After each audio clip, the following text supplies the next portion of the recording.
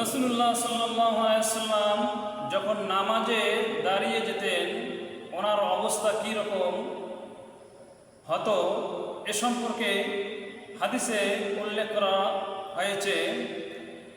কামান নবিয়্যু সাল্লাল্লাহু আলাইহি ওয়াসাল্লাম হাত্তা তাওয়াররামাত কদামাহু ফাকিলা লাহু গফারাল্লাহু লাকা মা তাকাদ্দামা মিন যামবিকা ওয়া মা তাআখারা فقال أفلا أكون عبدا شكورا قام النبي صلى الله عليه وسلم রাসূলুল্লাহ সাল্লাল্লাহু আলাইহি ওয়াসাল্লাম যখন নামাজে দাঁড়িয়ে যেতেন হাত্তা তাওয়াররামাত কদামাহু ওনার পা ফুলে যেত, পা মোবারক ফুলে যেত।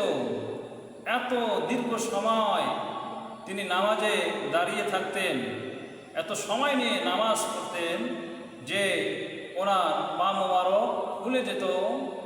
ফাকিরা লাহু, একজন ওনাকে জিজ্ঞাসা করলেন, গফারাল্লাহু লাকা মা তাকাদ্দামা মিন যামবিকা ওয়া মা তাআখারা, ইয়া রাসূলুল্লাহ, আল্লাহ তাআলা তো আপনার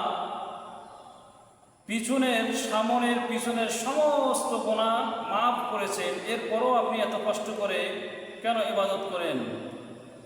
ফাকালা, তখন আল্লাহ নবী বললেন, আফালা আকুনু আবদান শাকুরা, যে আল্লাহ আমাকে মাফ করলো, যে আল্লাহ আমাকে এত সম্মান দান করলো, সেই আল্লাহর কি আমি শুকরগুজার বান্দা হতে পারি না? সেই আল্লাহর কি আমি শুকরগুজার বান্দা হতে পারি না? রাসূলুল্লাহ সাল্লাল্লাহু আলাইহি ওয়াসাল্লাম দীর্ঘ সময় নিয়ে উনি নামাজ আদায় করতেন।